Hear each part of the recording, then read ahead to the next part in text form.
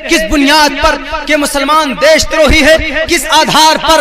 अगर मुसलमानों की कुर्बानी, खुदा की कसम, आपके इस भारत पर नहीं होती हमारे हिंदू भाइयों, अगर मुसलमानों ने तलवारें नहीं उठाते, अगर मोहम्मद रसूलुल्लाह की सुन्नत को नहीं अपनाते, तो इन जालिम अंग्रेज से आपका ये भारत माता कभी भी आजाद नहीं हो सकता था। अगर मुसलमान देशद्रोही होता, अगर मुसलमान देश का गद्दार होता, अगर मुसलमान देश का आतंकवाद होता, तो सन 1847 की तारीख उठा कर देखो, चांदनी चौक से लेकर खैबर तक का कोई दरख्त ऐसा बाकी नहीं था जिसमें 70,000 उलमाए किराम की गर्दनें न लटकी हुई हो।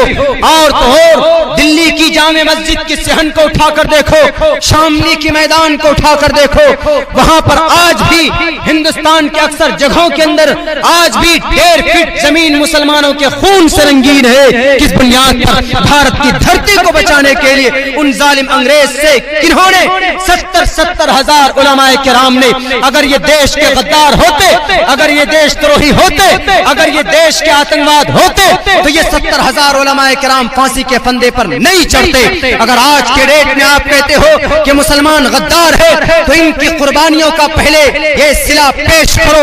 और तो और आपने ये कहना शुरू कर दिया कि मुस्लिम बादशाहों ने तलवारों के आधार पर इस्लाम का प्रचार किया था। किस बुनियाद पर? और नाम जोड़ दिया कि अल्लाह के साथ अकबर बादशाह का नाम लिया जाता है। आप जरा इनकी तारीख को दोहराओ। अगर ये मुस्लिम साम्राज्य नहीं होते, अगर ये मुस्लिम बादशाह नहीं होते, कसम खुदा की पूरी दुनिया के अंदर आज आगरा का ताजमहल 7वें अजूबे के नाम से जाना जाता है। अगर मुसलमान इंडिया का देश का गद्दार होता, अगर अपने भारत का गद्दार होता, तो आगरा का ताजमहल नहीं बनाता। अगर मुसलमान इस देश का देशद्रोही होता, तो ये दिल्ली की लाल किला कभी नहीं बनवाते, ये कुतुब मीनार की बुलंदी नहीं देते।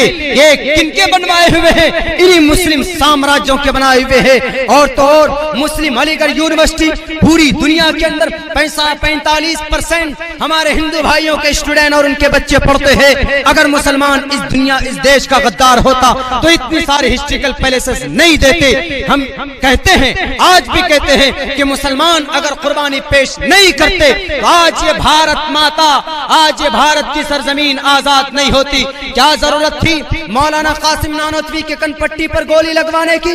बेहोश होकर गिर गए, खून का फव्वारा निकल रहा है। किस बुनियाद पर? देश को बचाने के लिए बालाकोट की पहाड़ी पर तोप के सामने खड़े होकर मौलाना हुसैन अहमद मदनी ने कफन बांध कर कहा था, जालिम अंग्रेज, तेरे किसी तोप के गोलों में वो ताकत नहीं है जो हुसैन अहमद मदनी के सीने को चीर कर निकल जाए।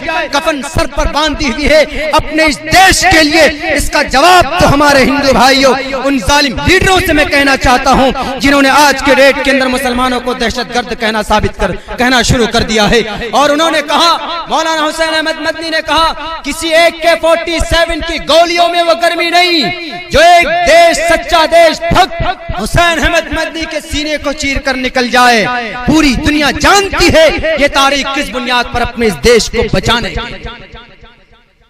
फिर क्यों कहा जाता है कि मुसलमान देश का गद्दार है, मुसलमान देशद्रोही? वंदे मातरम के ऊपर क्यों फोर्स करते? ठीक है, मुसलमान वंदे मातरम कहेगा, मुसलमान वंदे मातरम कहने के लिए तैयार है, और आप इस हिंदुस्तान को हिंदू राज्य बनाना चाहते हैं, वो भी एक्सेप्ट है। खुशी से 25 करोड़ मुसलमान आपको तस्लीम करेंगे कि हिंदू राम राज्य भी कायम कीजिए आप, और वंदे मातरम भी हम कहेंगे। लेकिन there is only one condition. क्या है वो? धर्म शास्त्र। ये शास्त्र विधि मुत्सुरज्य वर्तते काम कार्ता न सिद्धिम वाप्नुति न सुखम न पराम गतिम। श्रीमद् भगवद गीता 9वें अध्याय का 23वां मंत्र। ईश्वर कहता है, ये शास्त्र विधि मुत्सुरज्य, जो मनुष्य धर्म शास्त्रों को मुत्सुरज्य छोड़ देता, नहीं मानता, ऋग्वेद यजुर्वेद सामवेद अथर्ववेद, वर्तते काम कार्ता, नफ्स परस्त हो जाता है, ना सा शुद्धिम वाप्नुति, उसको निजात नहीं मिलती, न सुखम, न सुख मिल सकता है, न पराम गति, न पर मरने के बाद वो कभी स्वर्ग जा सकता। कौन? जो इंसान धर्म शास्त्रों को नहीं मानता। भगवत गीता 5वां वेद जिसको कहा जाता, हमारे हिंदू भाइयों के हर घरों के अंदर पढ़ा जाता है ये। अब देखिए, श्रीमद् भगवत गीता का यह पैगाम हमारे हिंदू भाइयों के लिए जरूरी है कि वेदों को मानो। अब वेद क्या कहता? वंदे मातरम के सिलसिले में सुनिए, तस्य ते भक्तिवान से श्यामा, ए परमात्मा हम तेरी भक्ति करते हैं, भारत माता की भक्ति नॉट अलाउड, इजाजत नहीं, हम भक्ति तेरी करेंगे और भारत माता की जमीन और इस भारत की धरती पर कोई आंख उठाकर देख ले तो हम उसके आंख को फोड़ दें।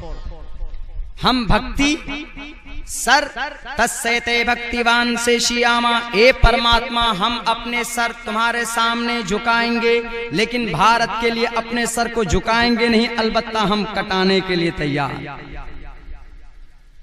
ऋग्वेद कह रहा है तस्य ते भक्तिवान से श्यामा, न देवा मुरच्छलामया, मट्टी के अंदर परमात्मा नहीं हो सकता, कंकर के अंदर ईश्वर नहीं हो सकता, कहां है वो? हम सबके दिल दिमाग के अंदर, मन के अंदर। न संदरोषी स्थिति रूपमस्या न चक्षुषा पश्यते कश्चनैनम, परमात्मा हर जगह मौजूद है, सिर्फ एक भर धरती के ऊपर नहीं। जितना धर्म हमको प्यारा है उतना ही हमको ये देश भी प्यारा, ये मुल्क भी प्यारा, मोहम्मदुर रसूल, बल्कि देश से मोहब्बत करना ये मोहम्मदुर रसूलुल्लाह की सुन्नत भी। आप अलैहिस्सलाम जब मक्कतुल मुकर्रमा से बाहर जा रहे थे, उन जालिम उत्बा शैबा वलीद हंज़ला ने आपको मजबूर कर दिया था हिजरत करने पर, तो रब बाहर निकल कर रो कर कह रहे थे कि काबा ए मक्का, तुझसे ज्यादा प्यारा इस कायनात के अंदर कोई शहर मुझे नहीं है, अगर ये लोग मजबूर नहीं करते तो मैं तुझे छोड़कर नहीं जाता। तो देश से मोहब्बत करना नबी पाक अलैहिस्सलाम की सुन्नत। मुसलमान वो है जिसका सर रब के सामने झुकता है और अपने देश के लिए जिसका सर कटता है, झुकता नहीं है, कट जाता है। 70,000 उलमाए ने अपने सरों को काट दिया अपने देश के लिए, देशभक्ति के लिए। तो वंदे मातरम कहने की इजाजत वेदों में भी नहीं है। वेद साफ लफ्जों में कहता है न तस्य प्रतिमास्ति यस्य नाम महद्दसा, उस एक परमात्मा की परस्तिश करो जिसकी कोई परमात्मा, जिसकी कोई तस्वीर नहीं है। अगर आप कहेंगे इसकी परमात्मा, इसकी भक्ति करो, तो इसकी तो एक बॉडी है ना, जमीन है। न संदरोषी स्थिति, जमीन के अंदर परमात्मा नहीं है, परमात्मा हर जगह पर मौजूद, अल्लाह हर जगह पर मौजूद, ईश्वर हर जगह पर मौजूद। तो जब वैद मना कर रहा है तो इसीलिए हम उसको फॉलो नहीं कर सकते। तो अब जितने भी हमारे इन जालिम लीडर हैं जिन्होंने कहा कि वंदे मातरम कहो, अब उनको इस मैटर पर अमल करना चाहिए कि वंदे मातरम के ऊपर मुसलमानों को फोर्स ना करे। क्यों? मुसलमानों का कुरान ही नहीं, उनका वैद भी मना करता है। मुसलमानों का कुरान तो मना करता है साफ लफ्जों में, ला ताबुदू मिन दूनिल्लाह, अल्लाह के अलावा किसी के सामने सर मत झुकाओ। तो मुसलमानों ने एक्सेप्ट कर लिया, लेकिन वंदे मातरम की मखालिफत वैद ऋग्वेद कर रहा है। तस्से ते भक्तिवान से श्यामा, परमात्मा तेरी ही भक्ति करते हैं, किसी और की नहीं। तो वंदे मातरम में तो भारत माता की भक्ति आ जाती है, तो फिर तो शिर्क हो गया। जब शिर्क हो जाता है तो फिर क्या अंजाम होगा? अंधंतमा पराविशंति संभवती मुपास्ति ततो भूय व्योति तमो संभूति आमृता। अंधकार में जाने के लिए तैयार हो जाओ जो एक ईश्वर को नहीं पूछते हो, एक परमात्मा को नहीं पूछते हो। विष्णु, ब्रह्मा, शिव, इंद्रम, मित्रम, मित्रा, वरुण, ये एक खुदा के नाम हैं संस्कृत के अंदर। संस्कृत के अंदर नाम है। दुनिया की सबसे पुरानी जुबान जो है वो संस्कृत।